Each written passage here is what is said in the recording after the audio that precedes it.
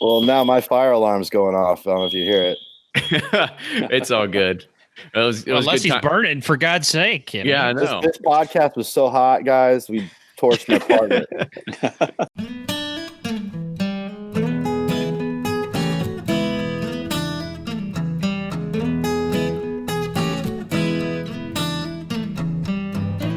This is episode 206 of Bourbon Pursuit. I'm one of your hosts, Kenny, and as usual, a little bit of news. We've announced here on the podcast of all the distilleries around Kentucky having multiple million and billion-dollar expansions because the bourbon boom isn't stopping, it's not slowing down. And in 2016, Buffalo Trace began making their progress on its $1.2 billion infrastructure investment. This started off with 4 new barrel warehouses and a $50 million bottling hall that is now nearing completion. New barrel warehouses AA, Double B, Double C, and Double D have been built and are filled with barrels that will continue to age, which will eventually fill around 70 million bottles of whiskey. Now, this is all located on what's called Whiskey Farm, which is a 200-acre plot of land adjacent to Buffalo Trace. The 5th new warehouse, Double E, is taking shape with constructions of numbers 6 and 7 that are be planned for the end of 2019. Each of these warehouses are unique because they are heat cycled during the winter months. Even with its limited stock and having to wait for age to do its thing, Buffalo Trace is committed to not raising prices or diluting proofs to fill more barrels. Last week on the roundtable, we discussed, would you ever drink a marijuana-infused bourbon? Well, this show takes it kind of in a whole new direction. You can't discount the impact that marijuana is currently having on states that have legalized recreational use. There's now more research and funding looking at the impacts of marijuana, not only from a medicinal use, but also its economical impact. Of course, liquor industries are curious, and they want to make sure that this isn't going to hurt their sales. But will it? Who knows? But I can't be that expert, so we're going to find out from our experts today. So we have David Osgo, the chief economist at the Distilled Spirits Council, and Clay Bush, vice president of Heavy Grass. They joined the show to talk from their respective sides of the table. So those for its widespread use, and those look at the precautionary look of the potential impact of marijuana on the spirits business. Now with that, let's hear from our friend Joe over at Barrel Bourbon, and then you've got Fred Minnick with Above the Char. Hi, this is Joe Beatrice from Barrel Bourbon. Batch 16 was a project that took over a year. We selected 9 to 15-year-old barrels with similar profiles from different distilleries. It's deeply concentrated, but not too oaky, and finishes with a toasted orange note. Find out more at barrelbourbon.com. I'm Fred Minnick, and this is Above the Char. My wife held her belly and said, "Freddie, it's time." We jumped in the car. I drove 90 miles per hour to the Clark County Memorial Hospital. And nearly 24 hours later, our first son, Oscar Leo, was born. It was a complicated birth, and we chose this hospital because it specialized in natural birth, even though we didn't end up having a natural birth. That's a whole nother story. Why am I telling you this? Because I regret falling for that hospital's marketing plan, as my son does not have Kentucky on his birth certificate. Don't get me wrong, I love Indiana, the people, the food, the cities, but we're Kentuckians. And there's something special about being born and raised in this state. And while I love my home state of Oklahoma, I'm a proud Oklahoma State cowboy. Kentucky embodies a state pride you cannot find anywhere else. It's in every cask of bourbon, horse galloping in the meadows. The state is an amazing state. And when you travel outside these borders, folks look at you as if you know something because you live in Kentucky.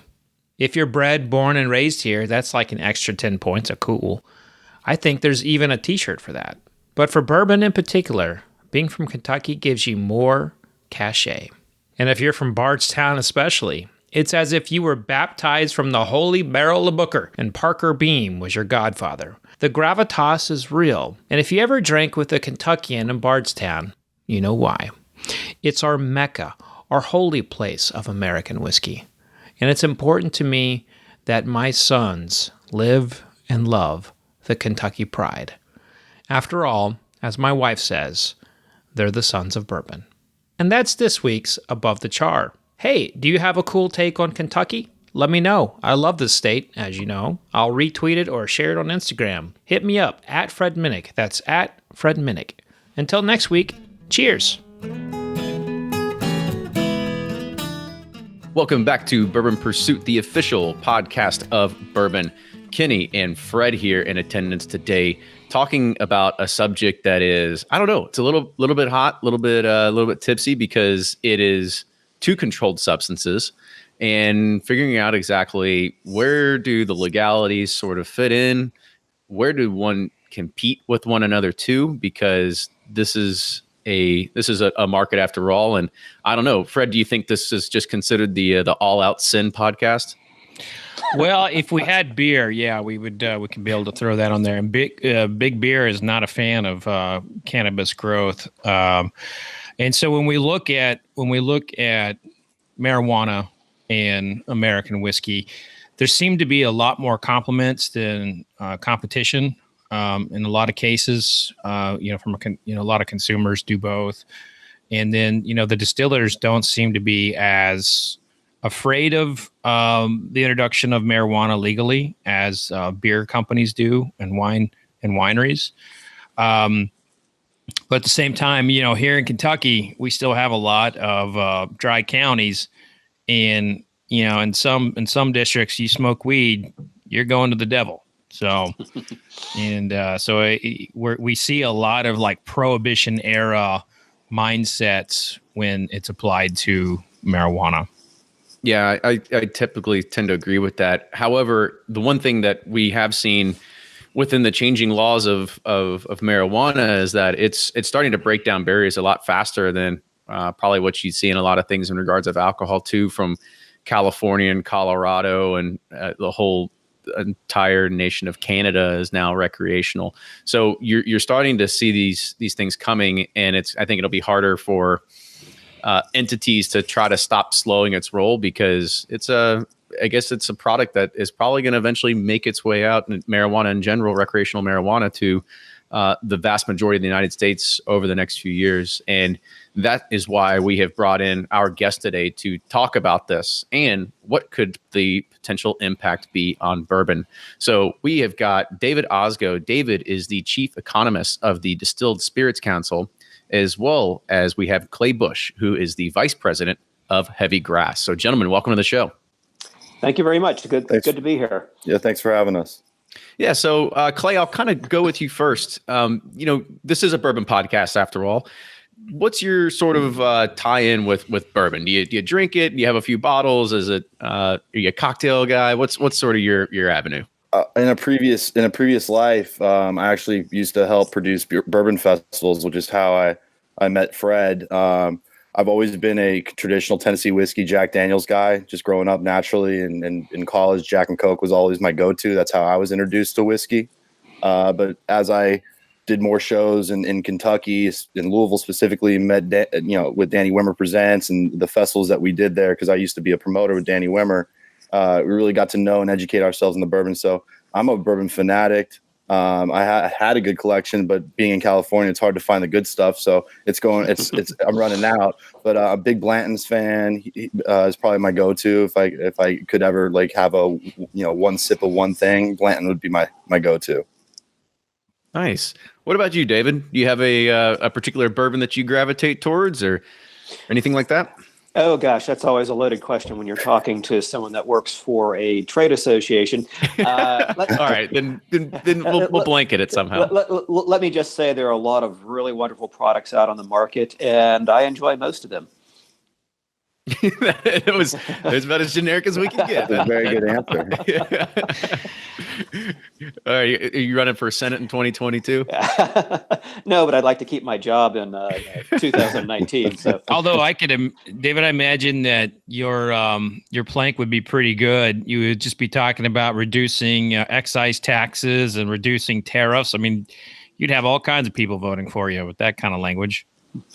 Well, we are quite popular with a good portion of the public, and we're just hoping to bring the Congress along as well. So, we've had some tariff issues, but we're hoping to get past them so that the Europeans can enjoy our fine bourbon products.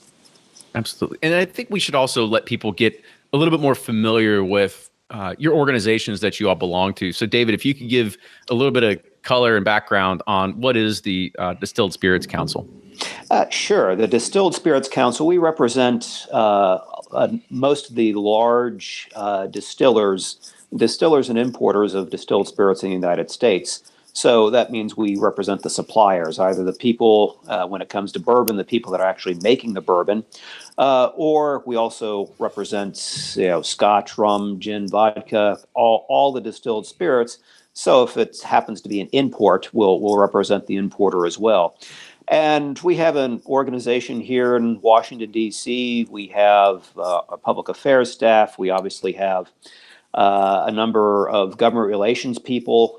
We have a science office, general counsel office, and my office is the economic and strategic analysis office. So we do a lot of economic analysis. So we will represent the industry both here in Washington, D.C., but then at the state level as well, where there's oftentimes a lot going on. And then I don't know if heavy grass really needs an introduction, but I want you to do it anyway. Well, Heavy Grass is we like to call ourselves more than just a cannabis company. We're a lifestyle brand. We think we're amplifying to everyone's experience. I mean, cannabis has been amplifying, creativity, other experiences throughout history since it's been introduced to the market. So, we are a rock and roll aggressive brand. We are a recreational brand. We do not take a medical stance. We're not here to say our stuff's going to help treat arthritis or it's an anti-inflammatory. We're here to say, if you want to go to a concert, smoking a heavy grass product is going to help amplify your experience. But more than anything, we're a community. We're super serving the rock and roll and metal community. We're all inclusive. Even if you don't consume our products, we want you to be a part of our events and just be a part of everything we're doing. So we're constantly out, especially in Los Angeles, where I'm based and the company's based, and we're out helping support bands, producing events. And activating at other music festivals, but also being an additive and amplifying experience for bands in the studio when they need that creativity. Or sometimes. Wait, so you're supplying bands with heavy grass as they go into the studio. Is that what you're saying? Yeah, sometimes you need to write a really great solo, and a lot of times instead of this is what they use as their outlet to get creative, and they smoke cannabis. But another thing that we utilize cannabis for is the relaxation part, where a lot of these guys are using it to go to sleep. Like myself, I've been an active cannabis user since I was 12 from Colorado. And cannabis has always been my go-to to help relax and go to bed. My mind's constantly racing. I work hard. I was going to school or playing football or whatever it was. And cannabis was always that, allowed me to kind of relax and go to bed and start my day over. All right, so you're not a medical cannabis, but let's say that I'm a 65-year-old heavy metal fan and I have glaucoma.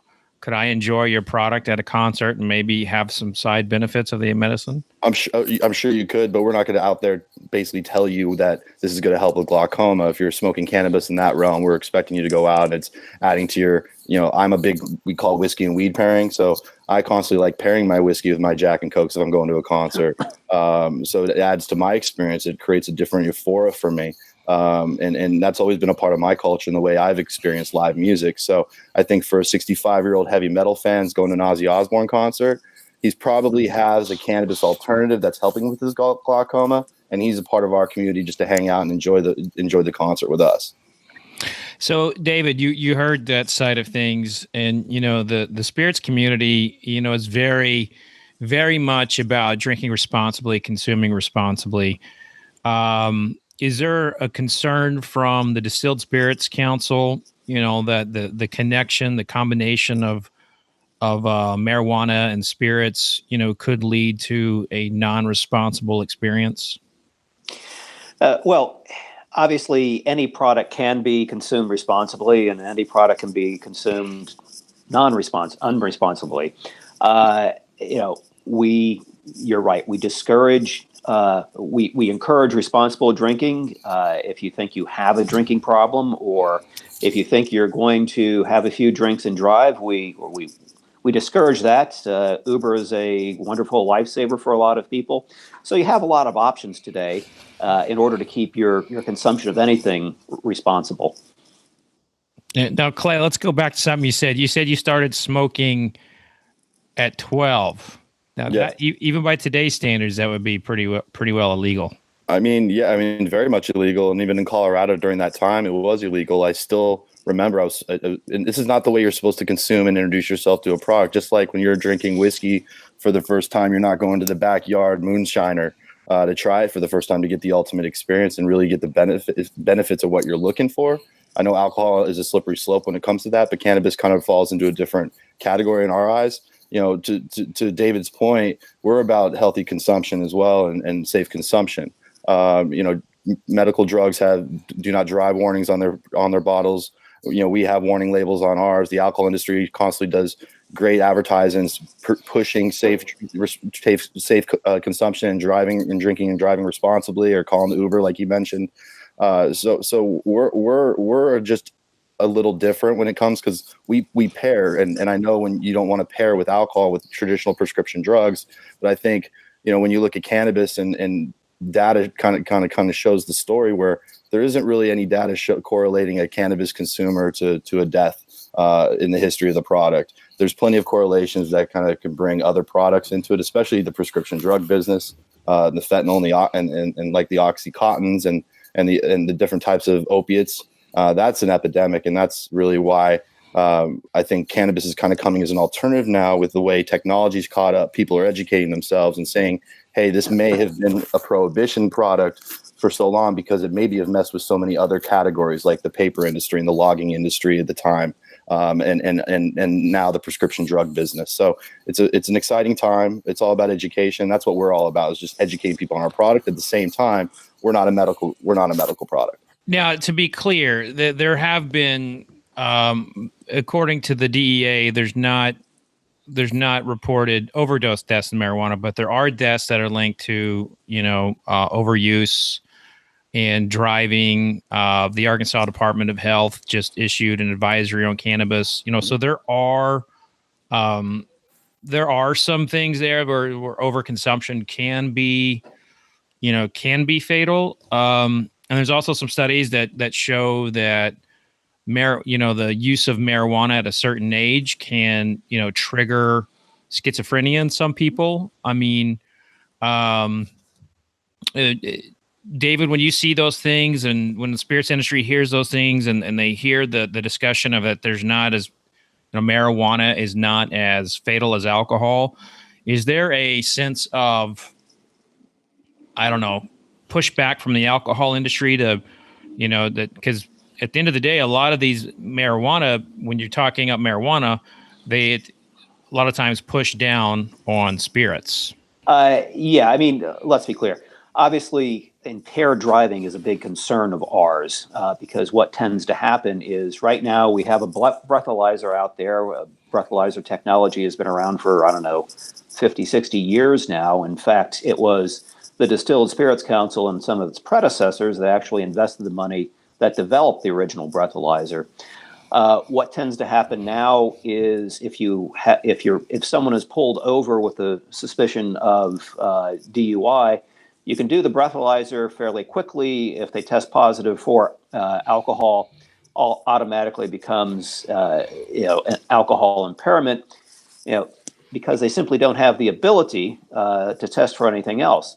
We think that's an important issue from a public policy standpoint, not just from the fact that we don't want to take all the blame for impaired driving if it's not our products that are causing the real impairment.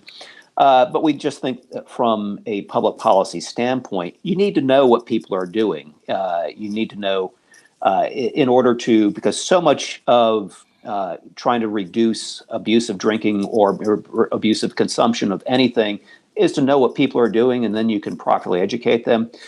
So from that standpoint, we need to know what's causing impairment. And everyone I've talked to that's in the marijuana industry now is really on board with that notion, and they're advocating for research that could develop the, for lack of a better term, marijuana breathalyzer. Let's go to something else that Clay brought up, because he said he was a big proponent of pairing marijuana with whiskey as an enjoyment. Just Where like does chocolate. Yeah, like parents. So hey, so it's a good. Got parent. my coconut, got my chocolate, got my Mary Jane. Marijuana. Maybe it's a coconut marijuana, or maybe it's a coconut chocolate cannabis cookie. Who knows? Could be that too. That's an aggressive cookie. So, where does the Distilled Spirits Council stand on the pairing of spirits and marijuana? Well, right now we haven't taken a position really, but in general, we would discourage you, particularly if you're going to be driving, from using both products. Ultimately, let's just say you're in your apartment all by yourself. You got a little something here, and you got a little something there, and they want to pair both of them. Does the Distilled Spirits Council have a position on that? We don't have an official position on that. We in general discourage the use of both of them if you think you're going to be driving at all. A lot of this is a matter of personal preference. Ultimately, you have to know what your limits are. You have to know how you can consume any product responsibly. David, I got another kind of question for you too, because Clay brought up a good point, and he's the proponent of the whiskey and spirits pairing. However, you don't see anything out there on the spirit side of the house that are saying like, oh yeah, like we are going to embrace a lot of things that's happening inside of the cannabis world. You don't see, I'm not even going to put a name out there of saying they're doing this, but should there ever be, or is it just bad juju all around to actually have a brand say we're going to try to align themselves with marijuana? Well, we're still doing a lot of research. I mean, obviously, this is a relatively new field. The federal government is finally starting to do more research into impairment levels. We're going to wait until the science is in before we really make any kind of recommendation on that. And it's important to note that everybody reacts to these things differently. Most of the studies that are out there, basically have that kind of caveat, is that not everyone responds to weed and booze the same way. And I want to know, you'd mentioned you guys are studying this. What are you all looking at from as a trade organization? Well, we're not the ones doing the actual research. It's really the federal government that's doing the research. Ultimately, what we hope to find out is, just what the various level impairments are, what level of consumption is safe, what level is not safe. Those are the sorts of things that you ultimately want to look at. And I'll say this too. Constellation Brands, which is a multi-billion-dollar company. It has interest in wine, it has interest in beer, and it's been making a heavy play into the American whiskey scene with the purchase of High West, investments in Nelson the Greenbrier and Bardstown Bourbon Company, among others. They have bought stakes in marijuana companies. So that kind of tells you that the writing's on the wall that these spirits brands support this. Now, so let's talk about how this is going to look when this becomes federally legal, if it becomes federally legal. How will the spirits companies use marijuana in their portfolio? David, I'll give you the first crack at that in terms of what you might think. Oh, gosh. Well, we don't make the buying decisions, the purchasing, the investment decisions for our member companies. So that's really a question that you would want to address to them. Certainly, it's funny. Right now, I asked several of them to come on, but none of them would come on. They all said you. Oh, wonderful. So they they said you talk to you. Right now, from what we've seen, however, with regard, any company is always going to look for new products to sell. And if a company believes that, a cannabis-based product will fit into their portfolio, whatever it might be, that's ultimately up to them. We obviously, because we are the Distilled Spirits Council, we concentrate on distilled spirits. So, very much aware that that Constellation has made a rather large investment. I think it was $4 billion, and they're looking to develop that side of their business. Clay, what do you think? What does a spirits and marijuana product look like as we see these investments coming in from larger companies? I think it's not even about the current spirits and the current portfolio. I think they're looking at a category and being first to the party before a lot of their competitors are, and saying, hey, we all kind of fall in the same category, which in the rec category, which is social gatherings used for social purposes at times, or sitting at home to relax. And the wine industry is very similar to how some of the cannabis companies are operating, not a heavy grass per se. I think we operate more like a whiskey company would.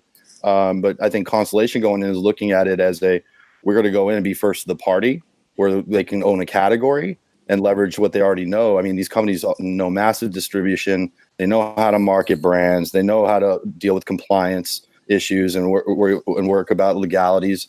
So I think they're just getting prepared for all 50 states to open up, and then it can be really game on for these brands.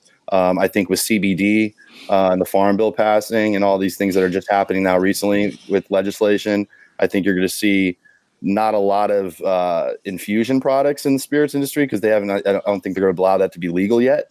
I think there needs to be more research done. When infusion, do you mean like a cannabis flavored whiskey? You don't think that'll happen? CBD infused whiskey. Okay. There's ways to do it still. I mean, there's books out there teaches you how to infuse your whiskey with cannabis or any spirit or beverage.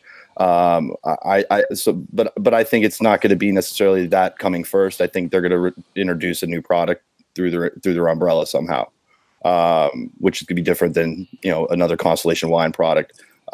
If they allow, you think the play is not necessarily to combine the two, but to have a stake in the category as they would anything else. I think these companies know distribution better than anybody, and big business like that, especially the tobacco business as well.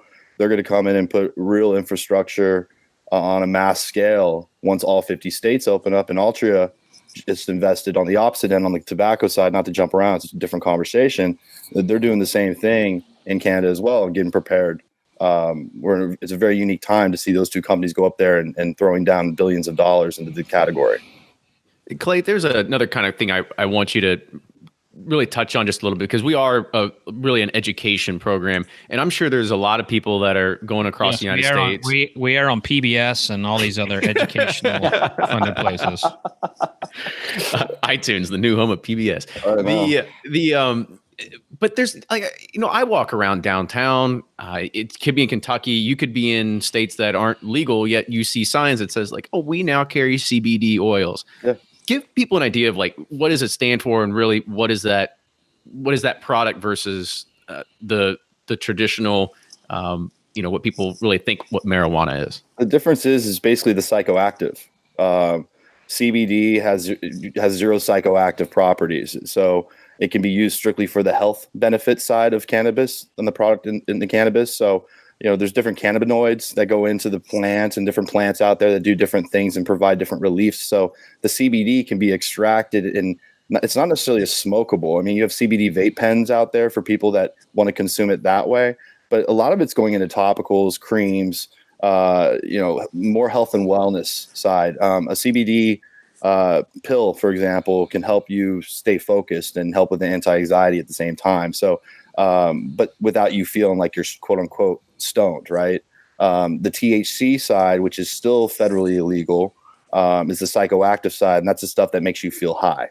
So I guess that's the easiest way I can help your audience, signify the split between the two. This THC, which is still federally legal. My company, Heavy Grass, is a THC driven company. So we go on feeling the effects of using cannabis. CBD is the other side, where it can help with anti-inflammatory. It's used for more of the health and wellness side and the prescription benefits. And so, you're a spirits drinker as well.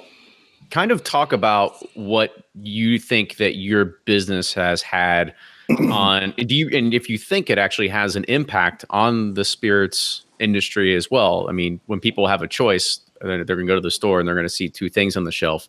Are they going to choose one or the other, or do you think there's still room for both of these, that it's really not going to inhibit any sort of growth?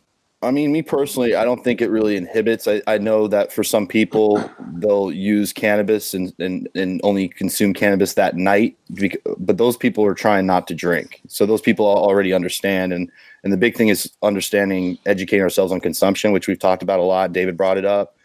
Some people know they can't drink whiskey, so they drink clear liquor. And some people can't drink liquor at all. Some people can't drink beer. So, I mean, I think it's understanding how to use it. Some people can't smoke weed and drink whiskey. I think I just over time have learned how to pair it properly without me getting completely blown out of my mind. But it goes back to education. It's your Viking genes as well, Clay. Yeah, no, but it goes back to education and understanding. Hey, if and I had to learn the hard way. I'm not gonna lie. Just like I had to learn the hard way when I first drank tequila for the first time. I drank too much and I threw up. I smoked too much and I passed out while I was drinking whiskey. So I think it goes back to healthy consumption. If you're going to smoke and pair, you're definitely not driving, and we're not trying to advocate for that either. But we also create a strain of weed that pairs well with whiskey. Our blackjack strain, which for your audience that doesn't know what cannabis looks like, this is what cannabis looks like. It pairs well with bourbon and whiskey because it's a spicier flavor when you consume it, and now it pairs well with the oakiness of the barrels. So we've pulled a strain out specifically because we understand that our cannabis community is already a member of the whiskey community, and they're going to engage with both. So to answer your question, I think it's going to be case by case. I think sometimes they're going to go in, they're just going to want to grab a bottle of Blanton's, or they're going to go in and say, hey, I'm hanging out with my boys. I want to roll a joint. I'm going to get an eighth of heavy grass. I'm going to get a bottle of I don't know, Pappy's, and let's go have a good time with my boys tonight and play some cards. All right, David, what do the numbers say? Because I know that you're in the spreadsheets and the databases. So what does that look like? Hey, it's Kenny here, and I want to tell you about the Commonwealth's premier Bourbon Tasting and Awards Festival. It will be happening on August 24th in Frankfort, Kentucky. It's called Bourbon on the Banks. You get to enjoy bourbon, beer, and wine from regional and national distilleries while you stroll the banks along the scenic Kentucky River. There's also going to be food vendors from regional award-winning chefs. Plus, you get to meet the master distillers and brand ambassadors you've heard on the show. But the kicker is, Bourbon Pursuit, we're going to be there in our very own booth as well. Your $65 ticket includes everything, all food and beverage on Saturday. Plus, you can come on Friday for the free Bourbon Street on Broadway event. Don't wait. Go and buy your tickets now at bourbononthebanks.org. And through June 30th, you can get your discounted ticket offer, 2 tickets for the low price of $110 when using the code BOB2019 during checkout at bourbononthebanks.org. Ryan here. Have you ever been traveling or on a date night or just wanted to pack your favorite booze or wine or cocktail and it just turns out to be a big mess? Well, we have a perfect solution for you. The Aged Noir Travel Decanter is made of 500 milliliter hand-blown glass encased in 2 double-wall stainless steel tumblers, so you got glasses already there with you. We're running a special promotion for Bourbon Pursuit where you can get yours at pursuit.traveldecanter.com. Go get yours today. There are more craft distilleries popping up around the country now more than ever before. So how do you find out the best stories and the best flavors? Rack House Whiskey Club is a Whiskey of the Month club, and they're on a mission to uncover the best flavors and stories that craft distilleries across the U.S. have to offer. Along with 2 bottles of hard-to-find whiskey, Rack House's boxes are full of cool merchandise that they ship out every 2 months to members in 40 states. In Rack House's June box, they're featuring a distillery that claims to be the first distillery to stout a whiskey. Rack House Whiskey Club is shipping out 2 bottles from there, including its Beer Barrel Bourbon and Beer Barrel Rye, both of which were finished in barrels that were once used to mature America's #1 selling bourbon barrel-aged stout. And if you're a beer guy like me, you would know that's New Holland's Dragon Milk. Go to rackhousewhiskeyclub.com to check it out and try a bottle of Beer Barrel Bourbon and Beer Barrel Rye. Use code PURSUIT for $25 off your first box. All right, David, what do the numbers say? Because I know that you're in the spreadsheets and the databases, so what does that look like? Yeah, well, that's a sad commentary on my life, I think. But,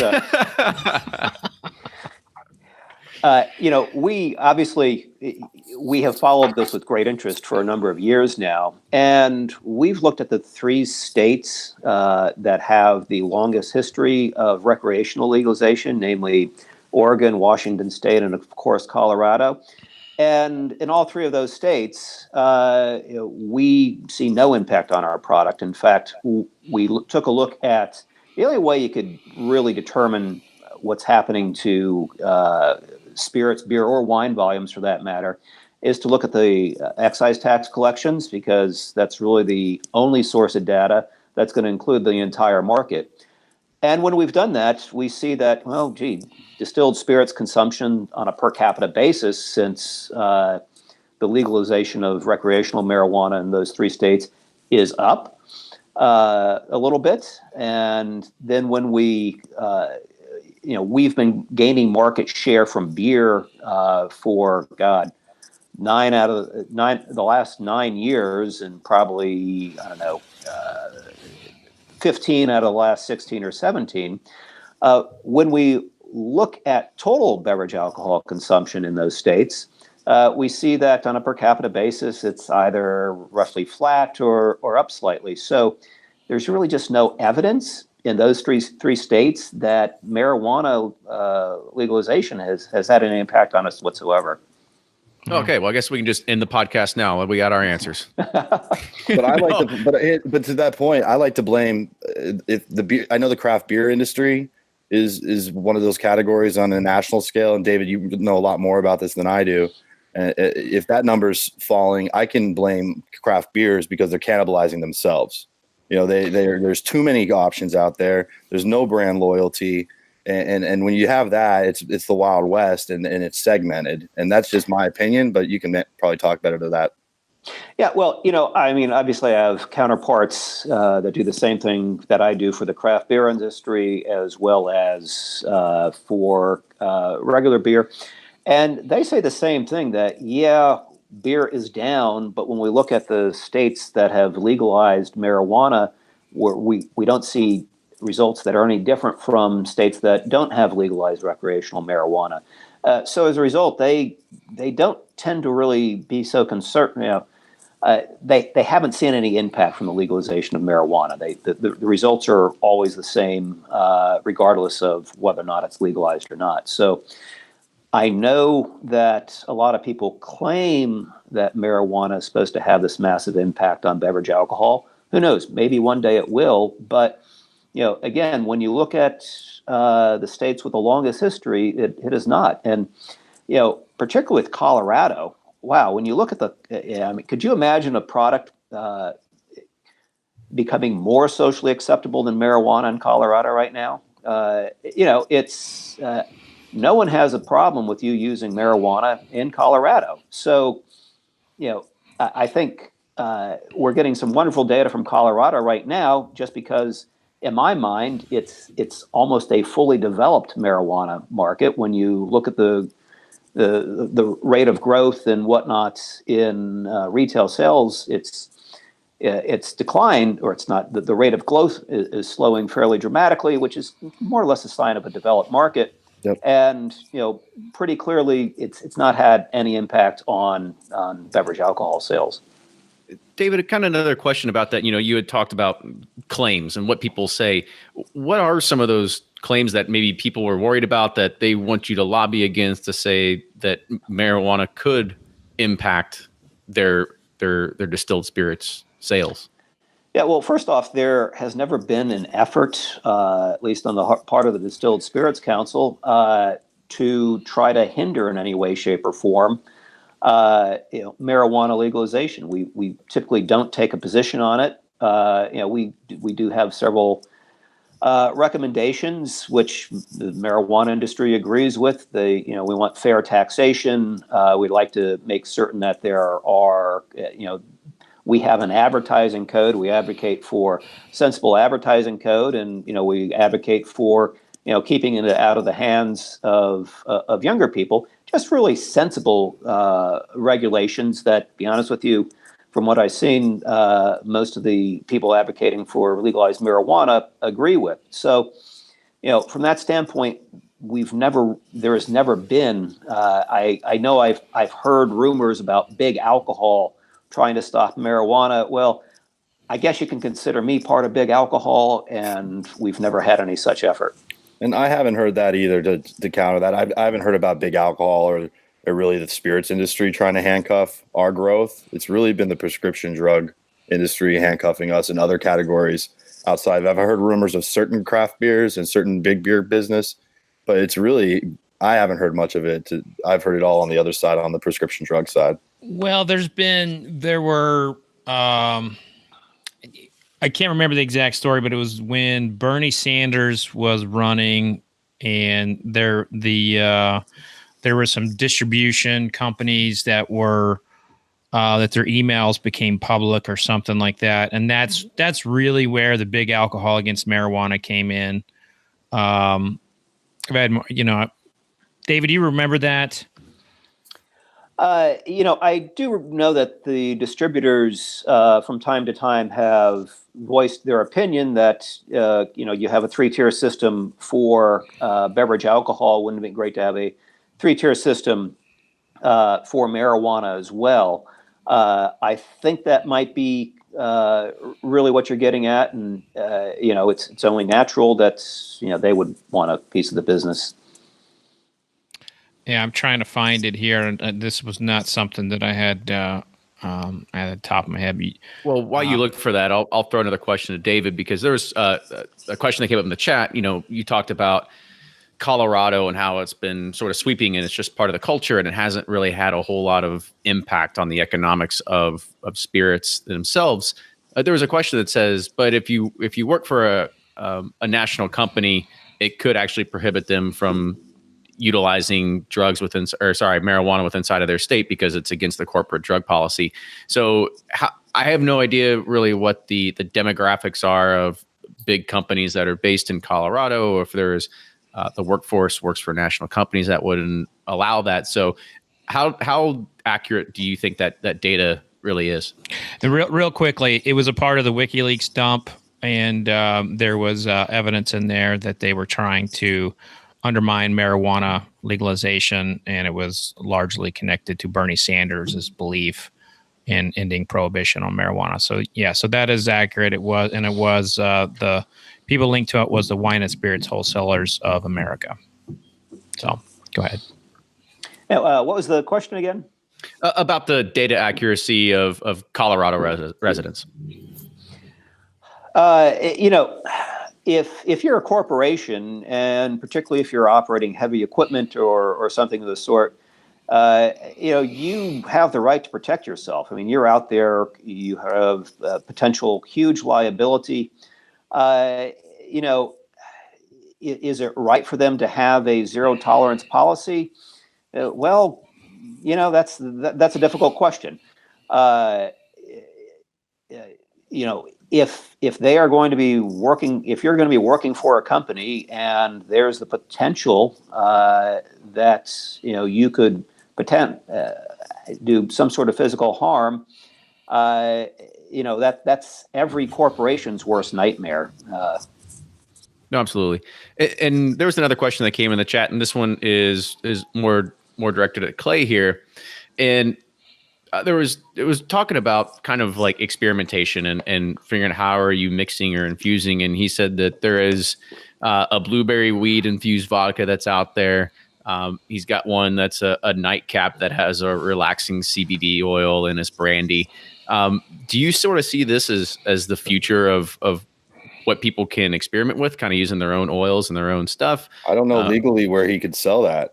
I mean, it sounds like that's a black market product. I mean, that's kind of our problem right now is we deal with black market where legally you can't buy that market in a store because you can't infuse liquor and alcohol have to be in a separate wall with cannabis. We're not allowed to coexist together still. So people are going to do that. You can Google it right now and teach yourself how to make it. You're going to find products out there that are going to hit the market, and stores are going to sell them.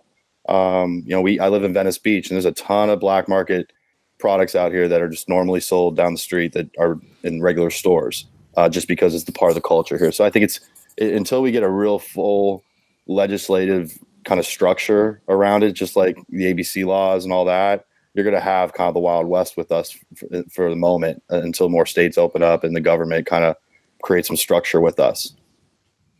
What is that goal? to sit there and try to move this across more state lines for your business or for the industry in general? The goal is education and ending the stigma.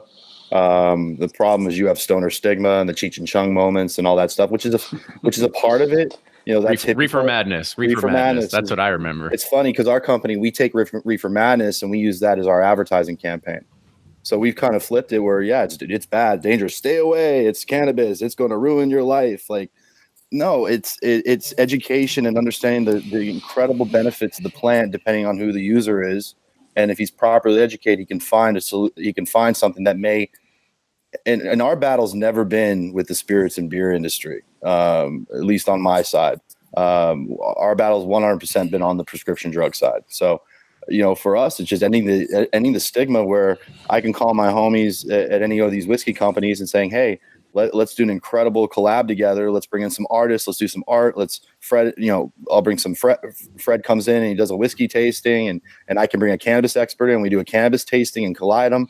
That's the ultimate goal, is where these worlds can collide for me, because the whiskey culture, especially in my world, the whiskey culture and the cannabis culture kind of coexist together at all times, just like beer. And I think there's ways of us helping each other grow through education, but our big problem is stigma. And people thinking that this is, the old, this is your brain on drugs commercial. Any questions? Well, to Fred's point, smoked weed when I was 12 for the first time, did not become a stoner, went to college, played college football, I've been on my own since I was 18, and it's funny, I'm from Colorado, so I'm a little different. So moved from Colorado to California, so I'm a little bit fortunate in that. And so it's never fully affected me. It's only helped me control things without me taking a pill. Yeah. I will say, I was just at a conference in Washington 2 weeks ago, where at least the short-term political goal for the marijuana industry seems to be to be able to deduct their expenses. That's a big concern right now. Also, they would really like to get off of marijuana off of Schedule 1. So that it makes it easier to do research, and then it also financially they can start using the banking system. So they do have a number of short-term political goals. But it goes back to education, and before these politicians that are kind of driving the ship here, they've got to be educated on the benefits, or we've got to create change. And that's where our big handcuff has always been with prescription drug lobbyists and before then the paper industry and the logging industry, because with hemp being legal, you're going to see a big change in that world very quickly. What do you mean by the way, that with hemp being legal? What sort of big changes do you think you could see? Well, hemp is a very, very strong structure, very similar to what you would get with wood and paper. But it grows faster. It's cheaper to make. It doesn't take up the same amount of land. There's a lot of different usages for it as well. So does it make stronger rope? Can it make your paper? Can it kind of replace other things that have been big industries in this country for a while that aren't necessarily great for the environment at the same time? Hemp provides an alternative to that. And by the way, there are hemp bourbons that will be hitting the market soon. MB Roland has took the hemp seeds and added to a mash bill, and they are resting in their warehouses right now. But the big thing you got to understand is what I was talking about infusion. Hemp and cannabis are not the same thing. They've been declassified. They're separate, and that's where the Farm Bill allowed the hemp to come in. David, I think you're about to say something. No, I was just going to say the hemp does not have the THC in it, so as a result, there's no psychoactive properties. So, and it's not necessarily CBD either. So it's not coming from that cannabis plant. So it's just a different. It's different. And that's where they separated, allowed it to be used in all 50 states now. So Fred, I kind of want to get your take on this. We've got David's take that it's not going to have any sort of effect in the broader market. I know that you are well connected to other distilleries and people that have, their financial stake is in their spirits. Have you talked to any of them, not without naming names or anything like that, where they could potentially see that this is a future risk for their products? Yes, I know one in particular who is not a Distilled Spirits Council member, who is adamantly opposed to legalization of marijuana based solely on the fact of what he believes it will do to spirits. And this is a company that will put up a big fight when the time comes, and will do everything it can to block people from infusing marijuana and alcohol. Because this is I would say a very conservative thinking company that still looks at the 1930s, saying like, they still try to do things that would, that could fly even in the blue states, so they're overly conservative and fear that, there may be regulation put upon them. And the fact is kind of a lot of what David said. There's still more studies to be done, and everything I hear Clay advocating for are things that he would not necessarily. I don't think anybody.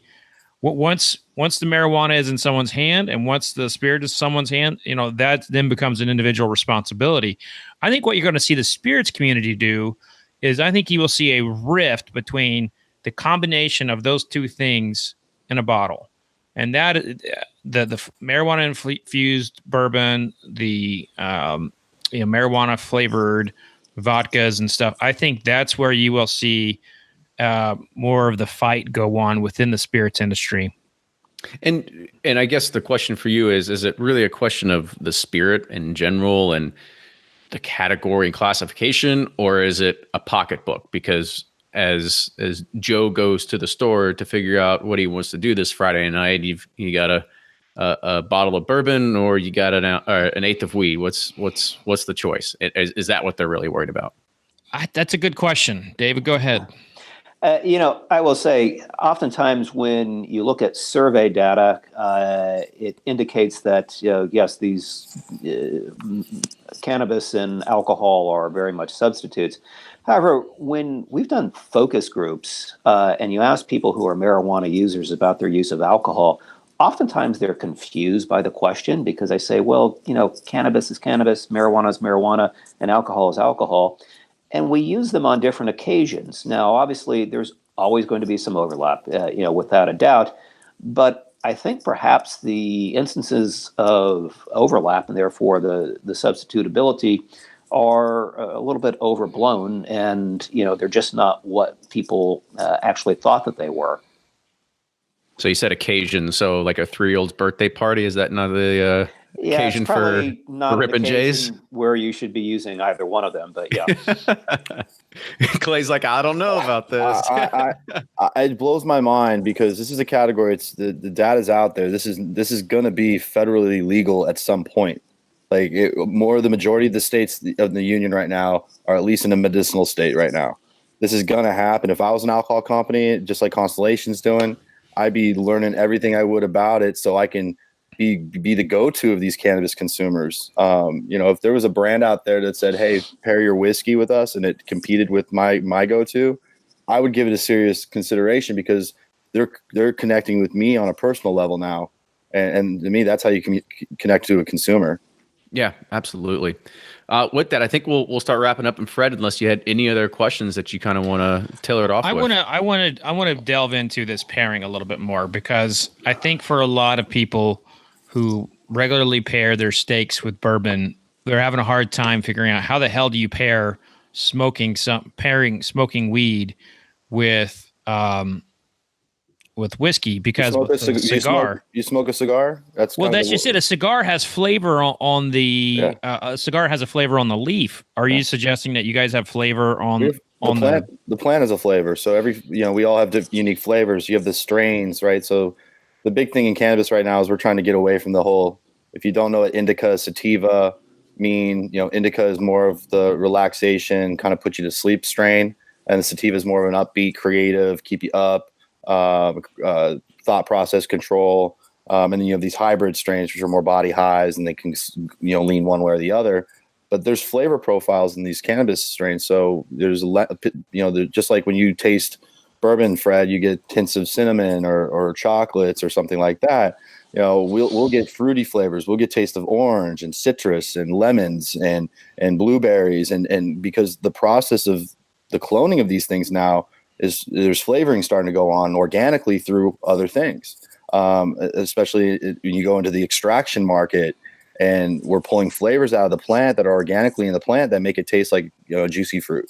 Now, I know that's a problem with, attaching yourself to a younger audience, but from me being a gum consumer, the only flavor I can consider it's a tropical fruit flavor, but those are all natural flavors being pulled out through science. So yeah, there is ways of pairing. So one of the reasons we chose our blackjack strain for Heavy Grass as one of our first strains is that it has a spicier taste to it, which, like I mentioned earlier, goes really well with a bourbon on the, a bourbon neat. And that was the whole way. If I could have a conversation with that. There's all other ways. There's flavor rolling papers all day, full of pesticides too. If you really go through it, I mean, Backwoods gets hit with pesticide problems in the rolling papers. Cannabis. The wonderful thing about cannabis is we are the most controlled industry from an agricultural standpoint. So there's so many rounds of testing going in and making sure it's clean from the moment it leaves wherever it's being grown at to the moment it hits a consumer's hand. So there's not a barrel broker market for weed at this point. Is that what you're trying to say? There's seed. Everyone's looking for the right strains. I mean, this is another, obviously, someone should write a book on this, and there might be one out. But there's these legacy strains, legacy seeds that people are always looking for. And every strain of cannabis that's out right now kind of is derived from, I think it's 13 or 14 original plants. So if you can find one of those plants, is called Durban poison, I think it's what it's called. But everyone's on the hunt for those because those are like legacy strains. So that's our pappy, I guess. Interesting. So Fred, you know what this means is that you've just got more research to do to figure out if you can start doing these pairings, and you got to be ahead. You got to be ahead of it. So when Kentucky gets the green light, you're the first one to capitalize on it. Yeah, I knew you'd say that. It's all research and development. Yeah. But yeah, with that, gentlemen, I want to say thank you again for joining the show today. This was a fun conversation because, like I said, we're hitting on all the sins today, and being able to figure out what the impact of really what this means, especially to the bourbon consumers out there. And I think not even that, maybe the consumers, maybe it's the audience that are the distributors and the distillers out there, and they can start taking this as a fresh nugget of information on how do they either adapt to the business or do they capitalize on the business, one or the other. So with that, Clay, I want you to give an opportunity just to let people know where they can find you either on social media or how to get in contact with you or anything like that. Yeah, I mean, Heavy Grass, we're on Instagram. I think the best thing to go is go to our website, theheavygrass.com. That is our official website. You must be 21 and up to enter, so please make sure you're only 21 and up. I think the people listening to this podcast are required, but you can go there and find everything you can about Heavy Grass. Our lifestyle is a different website. It's called getheavy.com. That's where you can really get into the music and everything else we have going on. And then personally, you can always follow me on Instagram. That's where I'm most active, at Clay Bush, spelled like the beer, not the president. And that's how you can keep up with everything. I'm pretty active for everything we do on my socials. So, and where is your product available in California, Colorado? Where is it available? Right now, we're only in Los Angeles. We're a Southern California branded company. We're going to be here. If you really want to get to know us, you got to come out to us and come to one of our stores in Los Angeles. If you come out, I'll take you to a show. It's a fantastic whiskey bar called 7 Grand down here. We do our own pairings and we have a good time. Fantastic. Nice. We'll put that on the TripAdvisor reviews. All right, and David, go ahead. If there's any way that people either want to get in contact with you or just learn more about the Distilled Spirits Council. Sure. You can find us at our website. It's the distilledspiritscouncil.org. And there's information on there as to how to contact us, and just send an email to our public affairs department, and they'll be happy to get in touch with me. Thank you, everybody, for joining in. We had a few people here on the chat giving some information. We had some people that were joining us for the live. That's one of the great aspects of joining our Patreon community, is that you can get early access to all these podcasts and everything else that we're doing before then. But make sure you're also following us on social at Facebook, Twitter, and Instagram at Bourbon Pursuit, as well as also follow Fred Minnick on all those channels. And I'll let Fred plug everything because his list is never ending of everything that he's doing. He's the busiest man I've ever met, by the way. I just want to jump in. I don't know about that. Listen, I've worked with these festival promoters, and I don't know how they sleep because they always are putting out fires. So I would not compare what I do the least bit to anybody who promotes a music festival. But you can find me on Amazon Prime. My show is Bourbon Up. I've got a YouTube series now called The Curation Desk. Go subscribe to my magazine, Bourbon Plus. Find me on Instagram, Twitter, and Facebook. Just search my name, Fred Minnick. Awesome. And with that, we'll see everybody next week.